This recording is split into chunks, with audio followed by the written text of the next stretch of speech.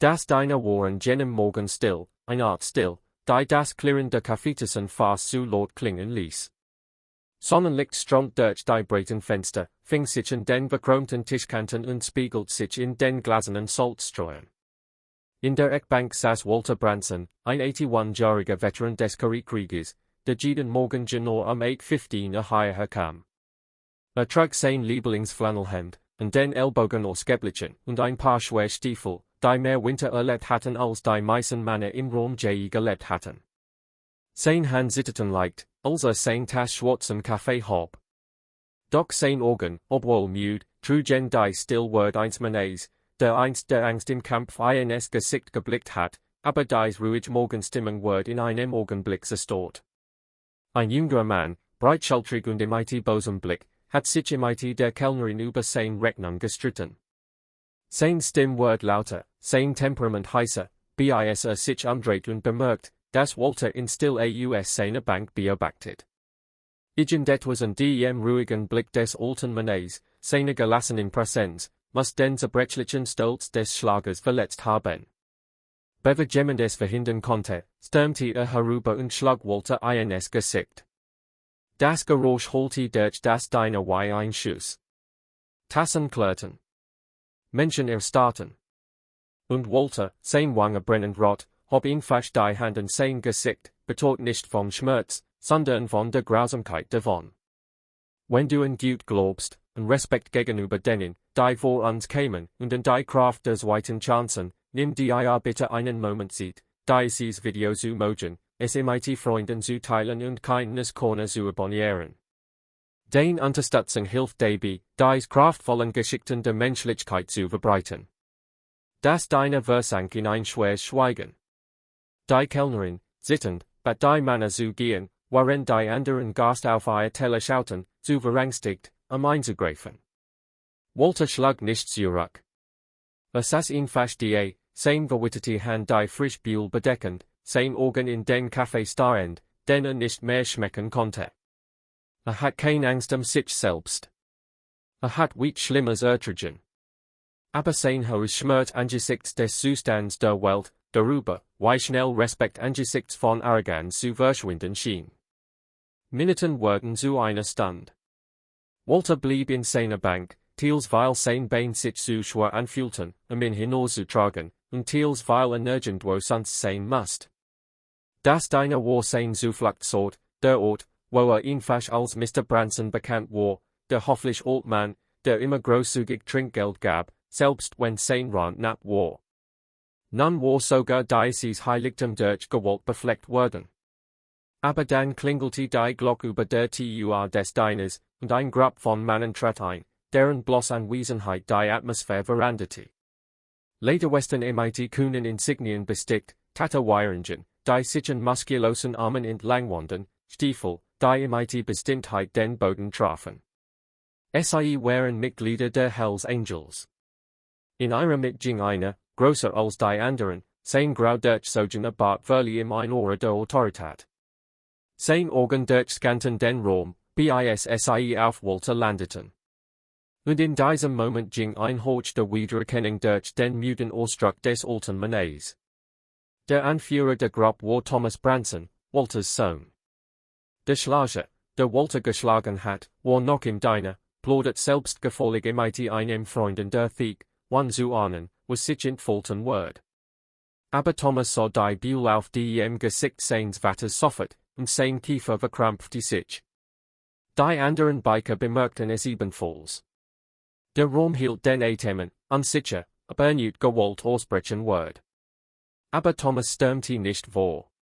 Ging langsam, bedächtig, zur Bank seines Vaters, setzte sich ihm gegenüber und legte ein schwierig Hand über Walters sittend. Die zwei Männer saßen ein lange Weile in still, die Verbindung zwischen ihnen unausgesprochen, aber unverkennbar. Walter, der seinen Sohn einst als weinenden Jungen in den Armen gehalten hat, schaut nun auf den Mann, den geworden war, wild, loyal, unnachgiebig. Jahrelang war Thomas von ihm entfremdet gewesen, sein Weg in die Bikerwelt war einer, den Walter nur schwer verstehen konnte. Aber hier in diesem Diner spielten die Jahr der Distanz keine Rolle. Das Blatt schon. Der Schlager bemerkt schließlich die Neuankömmlinge und lacht. Was? Du brauchst den Gang, dich zu beschützen, alter Mann, Homtier, stand auf und blatt sein Brust. Der Raum spannte sich ernüchtern, aber Thomas blieb sitzen, sein Blick fest wie Stein. Die anderen Biker standen hinter ihm, still, Präsenz ausreichend, selbst den mutigsten Mann sein Handlungen überdenken zu lassen. Dann sprach Thomas, sein Stimmleser aber bestimmt, Jed Silby treffen vor Autorität. Der Mann, an den du den Hand gelegtest, ist mein Vater. Ist ein 81-jähriger Veteran, der mehr für dieses Land gegeben hat als du je tun wirst. Und du dachtest, es ist ja mutig, ihn zu ohrfeigen. Das Grinsen des Schlagers schwankte. Plötzlich drang das Gewicht des Raums auf ihn ein. Die Blicke der Gast, das Schweigen der Biker, die Stillstand des alten Mannes, den geschlagen hat. Thomas hob sein Faust nicht. Braucht es nicht. Sein Wort ein Trugen ein Kraft, größer als jeder Schlag. Langsam wich der Schlager zurück, murmelt etwas unter seinem Atem, bevor der Tur des Diners floh. Niemand folgte ihm. Es war nicht nötig. Sein schande Wort im weiter folgen als jeder Mann es konnte. Walter abniet schließlich die spannend verlies seinen Körper.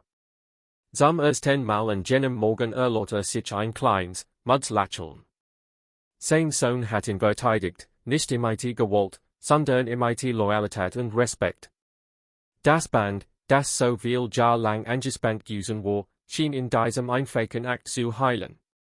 Die Kellnerin bracht frischen Kaffee für den Tisch, ihr Hand noch sitzend, und dankte Thomas und den anderen Leser.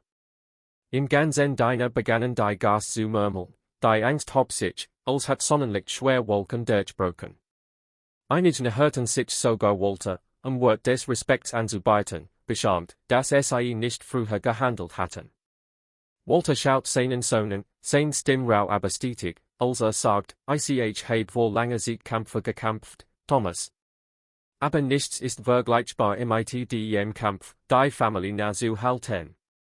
Thomas nickte, Emotion flackert in seinem harten Äußeren. Für all die Jahre, in denen sie auseinandergeglitten waren, hat dieser Moment sie bei daran erinnert, was wirklich salty. Von jenem Tagen wird das Diner mehr als ein Ort zum Frühstücken. Es wird ein Symbol der Versöhnung.